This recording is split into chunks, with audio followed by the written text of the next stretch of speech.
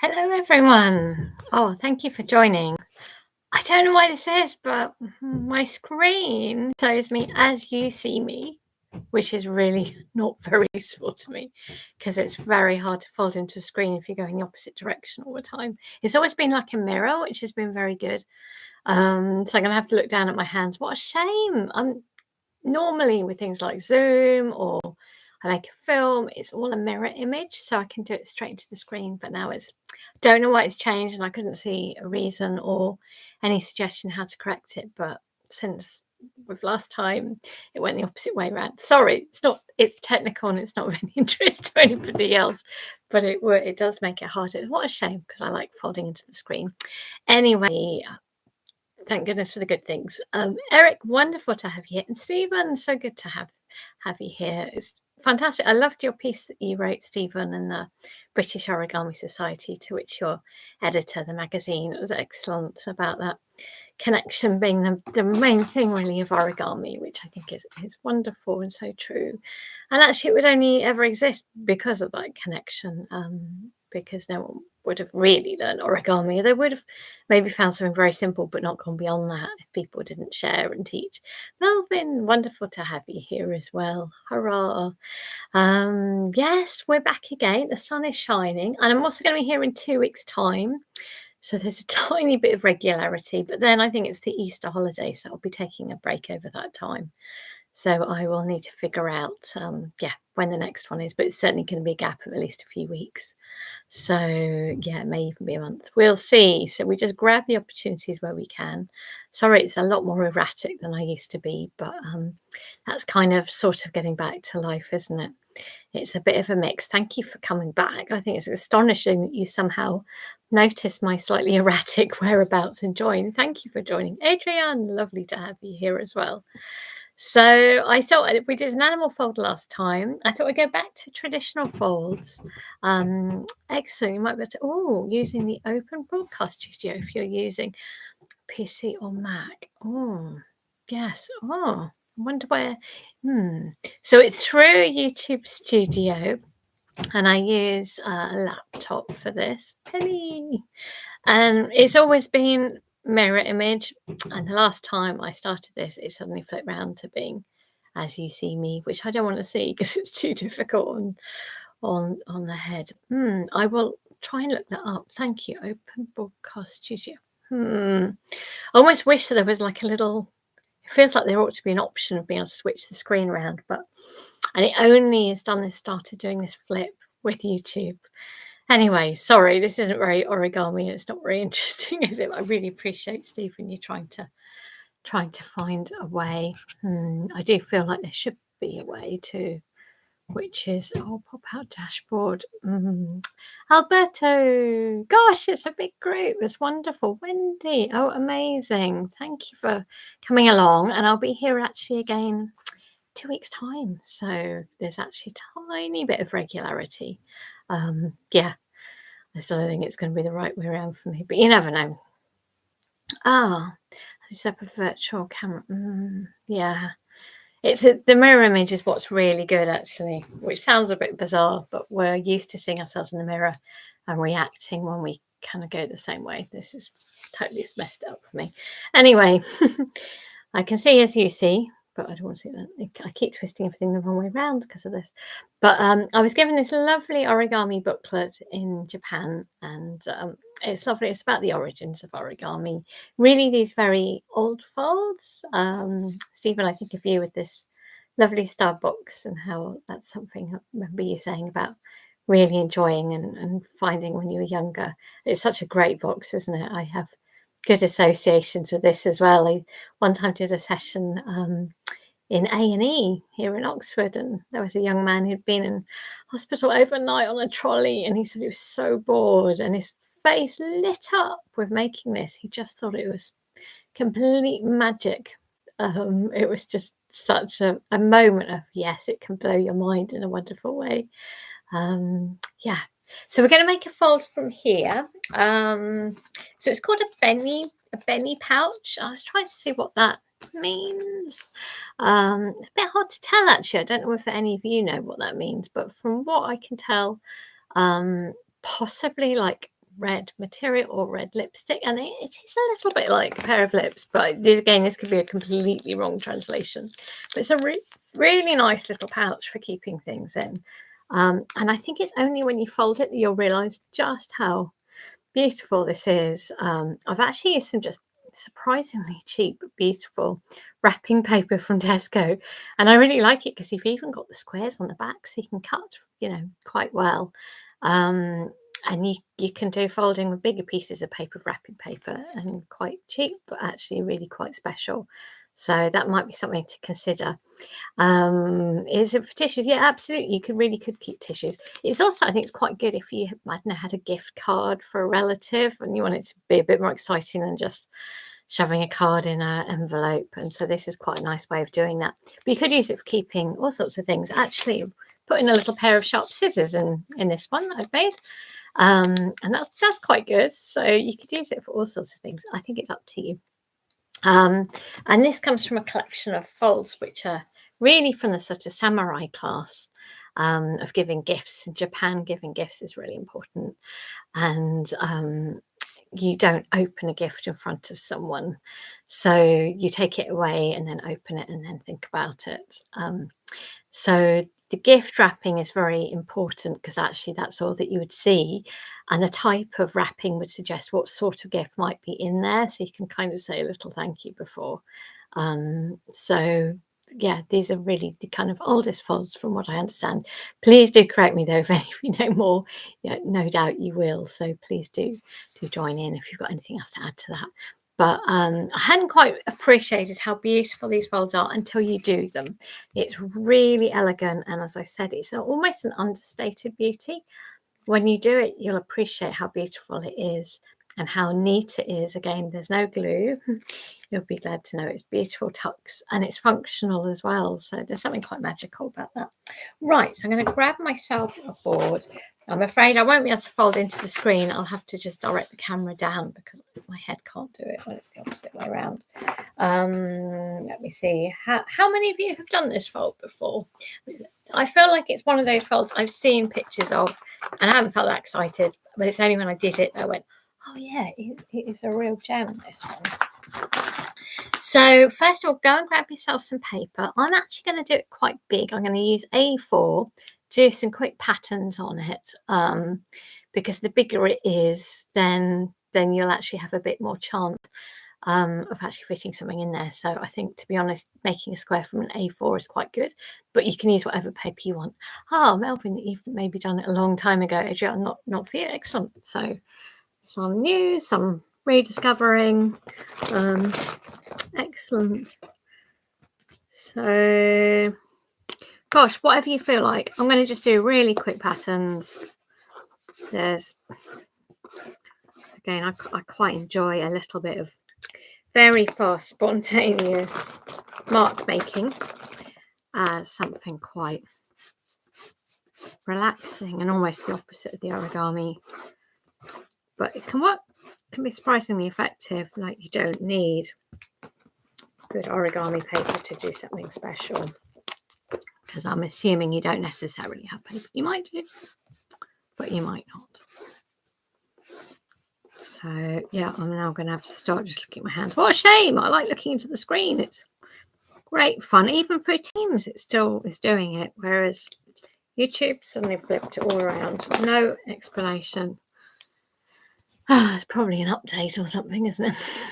Oh, sorry, Eric. But anyway, I know you're there. Great. Oh, that's interesting. Yes, you haven't necessarily done. Yeah, well, I've been the same. So first of all, so maybe you've got some origami paper, in which case this will be the pattern side. So first of all, either make a square or get your square. If you have a piece of origami paper, then fold the diagonal with the coloured side, which you primarily want to see inside. So as I've done. Right, I'm going to remove this rectangle. So I'm just turning it over and bringing it back. I hope you can see it okay. I'm doing it this way. It's probably fine. It's just, I do like saying hello at the same time. And I don't know why it's very odd seeing the correct image of you we're much more used to seeing ourselves in the mirror than actually what we look like. It looks quite wonky. Really, isn't it? Yeah. And then open it up. Great. So you've done one diagonal. Now please do the other diagonal. Again on this coloured side. That's it. It's just very elegant. You just relatively simple, and yet, you know, somehow you just wouldn't have thought of it. Yeah. That's always a joy, isn't it? Finding something new like this. Okay, so I hope you've done both diagonals. Please let me know if not. Otherwise, I'll assume that you're there. So I'm going to take the outside corner and bring it to the middle point. Hope you're enjoying the feeling of spring arriving, and you get a brighter day. Doesn't it make a difference? That's outside and then the other one, so they meet, but just these two sides.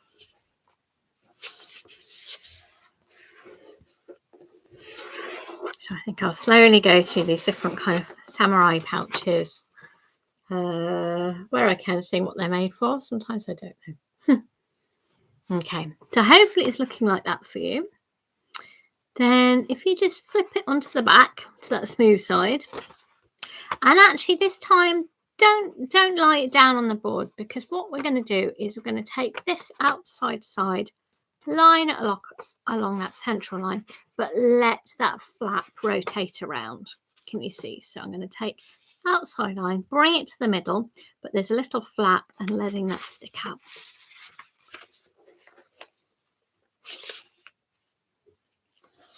Like so. There we go. And do say if you need me to slow down, show again, there to do so. And then it's the same for the other side. The outside line, bring the outside to the middle and letting that flip over without folding it. That's it.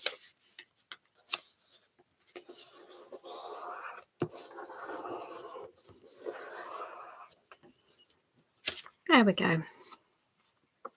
So hopefully you've got to this point. I mean, I think you can already appreciate it's a lovely thing, isn't it? And how lovely the kind of marks are as well.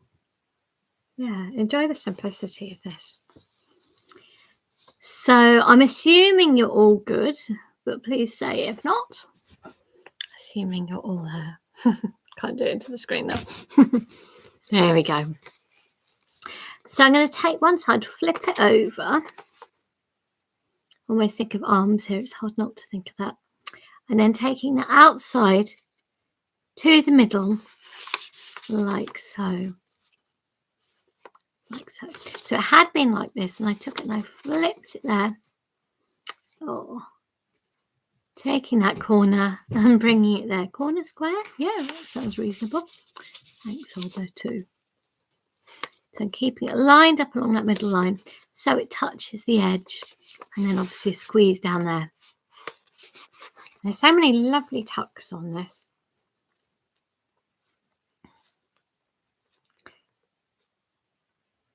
So as it is now, there's a sort of this overlap here. Just pick it up.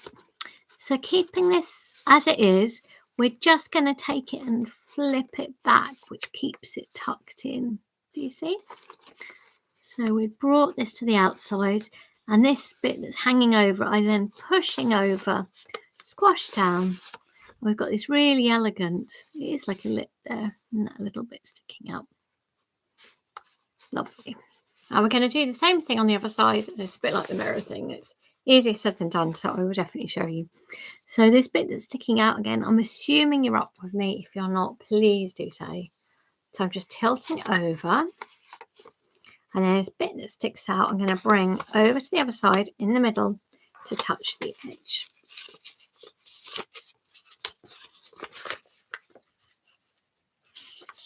Like so. And I'll squash that. And the same thing, keeping this kind of lined up, there's almost like an overlap over the middle. I'm going to bring that back and squash it down. So you should end up with something like this. It's nice, isn't it? Lovely. So we're almost there. It is absolute elegance, this. And it is very practical. I always wonder about making this out of material. It could be quite nice, or felt or leather or something. Then again, actually, when I've attempted with a napkin, it didn't really work. So probably paper is the ideal, and you can keep things in it. So you organise things a bit. So we're going to do a fold up here from these two corners. I'm just folding it back.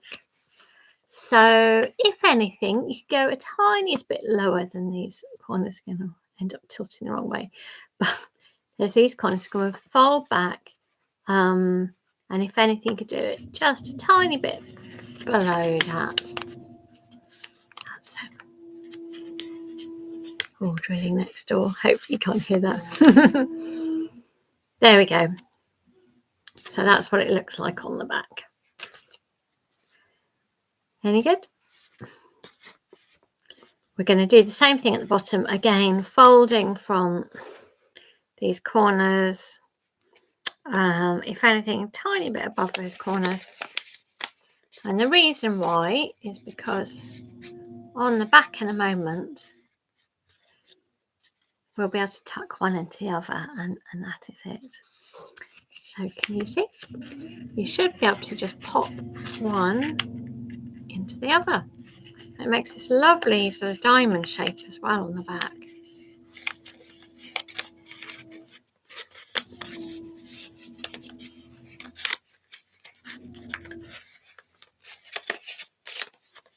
There we go. It is beautiful, isn't it, Melvin? Yeah, it really is. As I said, I think it's such an understated beauty in it. I mean, what a wonderful way to wrap a gift. So maybe it's something you could think of for gift wrapping. Certainly if you had a gift card, but I think anything sort of small and flattish, you could certainly put in there.